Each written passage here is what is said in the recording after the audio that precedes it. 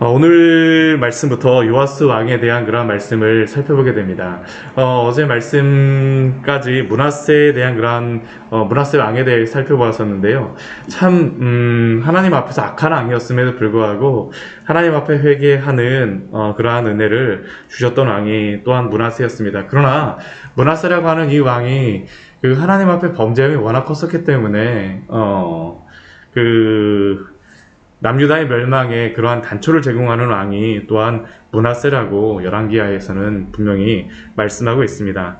그러나 그러한 그 므낫세를 이어서 하나님의 그 남유다 왕으로서 마지막 개혁을 철저하게 이루었던 왕을 하나님이 세우시는데, 바로 오늘서부터 저희가 보게 될 요시야 왕이죠. 이 요시야 왕이 오늘 그 말씀을 보게 되면요, 1절 말씀에 보게 되면 왕위에 오를 때의 나이가 8세라고 말씀하고 있습니다. 8살의 나이로서 왕이 되었습니다. 제가 방금 전에도 헷갈렸었는데, 이 앞에 요아스 왕위에 오를 때에 6년 동안 성전에 숨어 있다가 7살이 이제 왕이 되지 않습니까?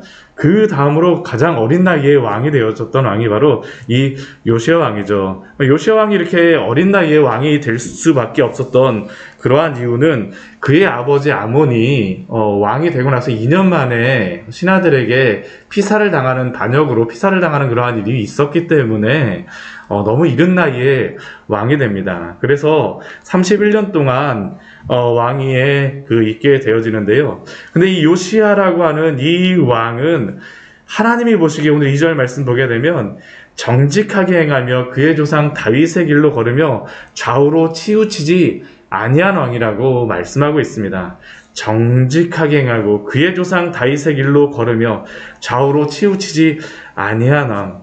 어떻게 그가 이렇게 다윗의 길로 걸을 수 있었을지, 분명하게 무엇 때문인지는 이 성경에 나오진 않아요. 보게 되면 왜 요시야가 이렇게 되었느냐. 근데 그 뒤에 말씀서부터 보게 되면요, 요시야가 이 남유다, 그리고 지금 같이 온 이스라엘을 지금 북이스라엘이 망하였기 때문에 온 이스라엘을 그러한 다스리는 왕으로서 지금 세워진 그런 왕인데, 근데 이 요시야 왕이 어린 나이에 왕이 되었음에도 불구하고 하나님의 그러한 백성으로서의 그러한 의식을 철저하게 갖고 철저한 개혁을 하였던 왕이 바로 요시야 왕이라는 것을 우리에게 보여줍니다. 근데 이 요시야 왕이 이렇게 개혁을 이루는 게요, 한 번에 이루진 않습니다. 천천히 이루어요. 오늘 말씀을 보게 되면 요시야 왕이 그냥 열왕기하 말씀에서는 18년에 바로 하나님의 율법책을 찾고 나서 바로 개혁을 이루는 것으로서 말씀하지만요, 오늘 말씀은 그것이 아니라 그가 어떻게 이렇게 준비 과정을 거쳤는가라는 것을 보여줍니다. 열왕기에는 없는 말씀이지만 오늘 말씀에서는 보여져요. 그래서 요시야 왕이 이 하나님의 개혁을 차근차근 또한 철저하게 함께 이렇게 개혁을 이루어가는 말씀을 오늘 말씀을 통하여서 보여주고 있습니다. 먼저 요시야 왕이 차근차근 개혁을 이룹니다. 한번 보십시오. 우리 3절 말씀을 보게 되면 8세 그가 왕위에 오르게 되는데요, 왕에 있은 지 8년이 되어졌을 때에 그의 조상 다윗의 하나님을 비로소 찾는다라고 말씀하고 있습니다. 바로 하나님의 그러한 개혁을 이루어가는 게 아니고요, 8년의 시간 동안 하나님께서 요시야를 만나주세요. 그리고 그를 준비시켜 주시는 것입니다. 다윗의 하나님이 어떠한 분인지 그가 깨닫게 되어지는 것이죠. 그 하나님이 어떠한 하나님인지를 그가 하나님께서 은혜를 주심으로 말미암아 알게 하여 주신 것입니다. 우리가 예수님을 만나는 것과 동일하죠. 그가 바로 그 개혁의 길에 들어서는 게 아니라 하나님의 백성으로서의 그러한 준비 기간을 하나님이 주셨다라는 겁니다. 그리고 나서 그 다음에 어떻게 합니까? 우리 3절 우리 또 뒤에 말씀을 보게 되면요, 그가 하나님을 찾았지만 12년이 되었을 때야 이제 비로소 정결하게 하는 일들을 시작하게 됩니다. 개혁을 시작하게 되어지는 것이죠. 4년의 그러한 기간 동안 자신이 무엇을 행하고 어떻게 그 하나님의 나라를 정결하게 하고 성결해야 되게 해야 될지를 하나님께서 깨우쳐 주시는 그러한 시간이었었고요. 그리고 이 시간은 또 어떤 시간이라고 생각되냐 하면요. 하나님을 만났지만 그러나 그가 어린 시절에 왕이 되니까 어떨까요? 아직까지 왕권이라던가 그런 것들이 불안하지 않겠습니까? 그러니까 또 때를 기다렸습니다. 하나님께서 지혜를 주시는 것이죠. 그래서 12년이 되었을 때에, 지금 이제 12년이 되었으니까 나이가 몇 살이 되는 겁니까? 20살이 되었을 때죠. 그렇죠. 20살이 되었을 때에 유다와 예루살렘에서 이제 개혁을 시작합니다. 그런데 그 개혁이 어떠한 개혁이냐 하면 그 하나하나 이렇게 진행하는 그런 것들을 볼 수가 있습니다. 먼저 한번 보십시오. 유다와 예루살렘에서 먼저 개혁을 시작하죠. 정결하게 하는 그러한 일들을 시작합니다. 근데 그 정결하게 하는 일들을 무엇을 합니까? 우상을 제거하는 일들을 하죠. 철저하게 그러한 일들을 행합니다. 산당들과 아세라 목상들과 아로 새긴 우상들과 부어 만든 우상들을 제거하기 시작해요. 그 자신의 할아버지였던 므낫세와 자신의 아버지였던 아몬이 만들어놨던, 아몬 때에 만들어졌던 그 모든 것들을 하나하나 제거하는 것입니다. 남아있는 그러한 모든 아세라 목상, 우상들, 부어 만든 우상들을 제거한다라고 이야기하는데, 또 우리 4절 말씀에 보게 되면 이 요시야 왕과 함께 무리들이 또한 바알의 제장들을 헐게 되어지는 그러한 것들을 합니다. 근데 그것들이 아주 철저하게 하고 있는 게, 그것을 알 수 있는 게 무엇이냐면 4절 뒤에 말씀들에 보게 되면 이 우상들을 빻아서 가루를 만든다라고 이야기를 하고 있죠. 그가 개혁을 한다라고 할 때 그냥 대충 하는 게 아니라 철저하게 하는 것입니다. 차근차근 준비하기 시작하여서 철저하게 하나하나씩 그가 개혁을 이루어가는 것을 우리가 볼 수 있습니다. 그리고 그러한 개혁이 그 유다와 예루살렘에만 이루어지는 게 아니고요. 우리 6절 말씀을 보십시오.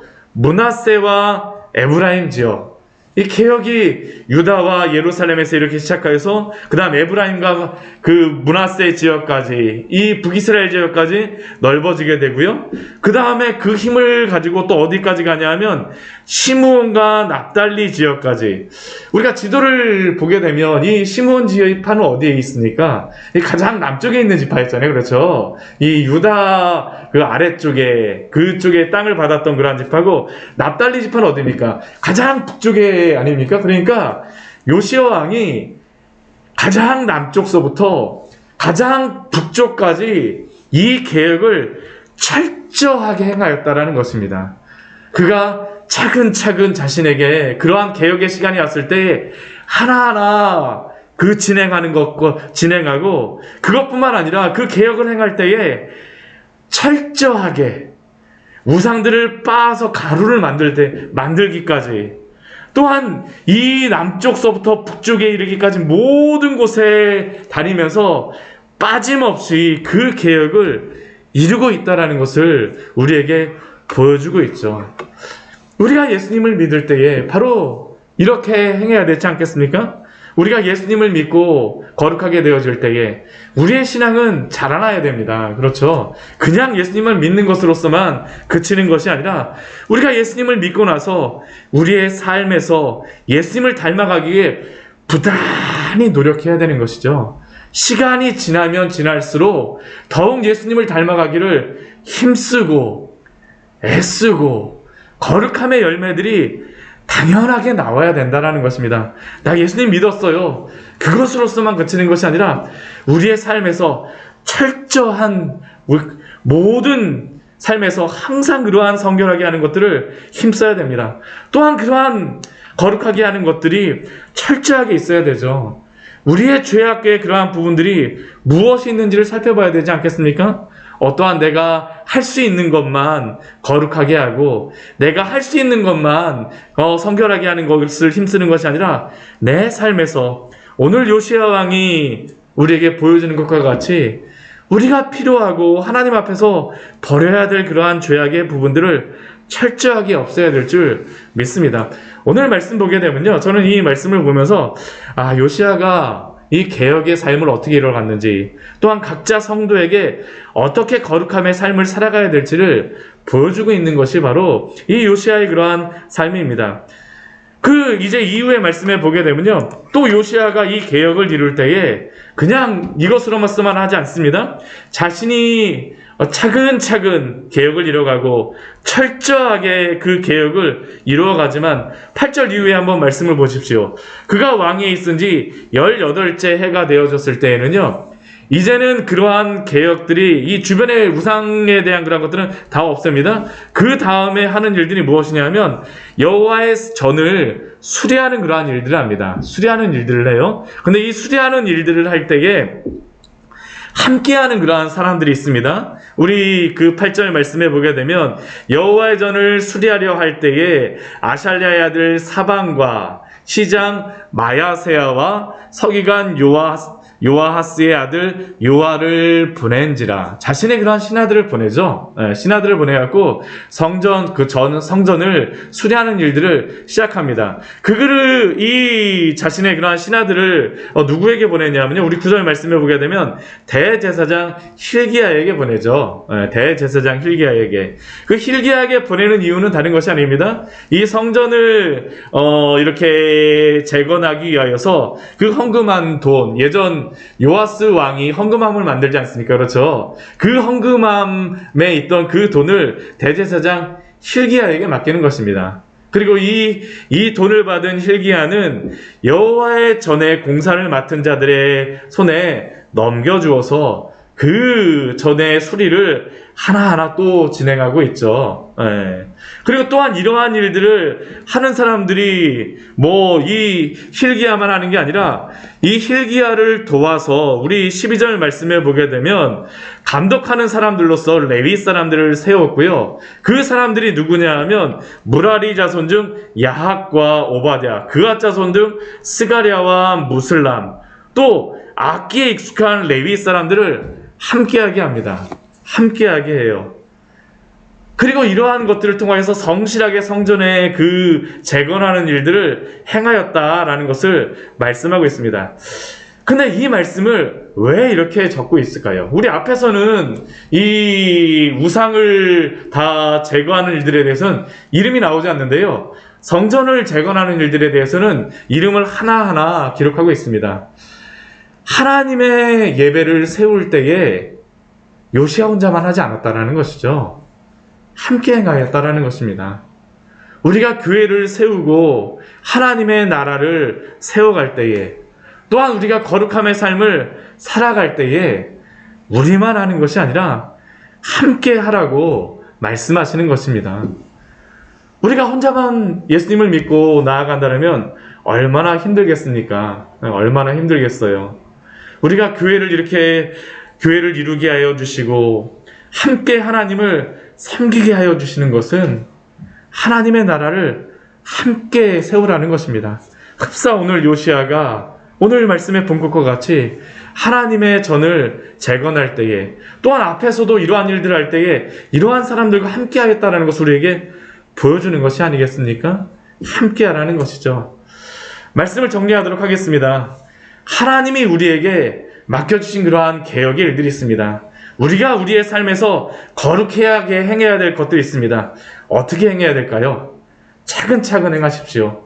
또한 어떻게 우리가 그러한 것들을 감당했습니까? 철저하게 하나님 앞에서 우리가 죄에 대하여서 버릴 것들을 철저하게 버리십시오. 또한 그러한 일들 어떻게 되겠습니까? 하나님 앞에서 함께 하나님의 나라를 이루어서 하나님의 영광을 드러내는 우리의 삶이 되어지기를 소원합니다. 같이 기도하도록 하겠습니다.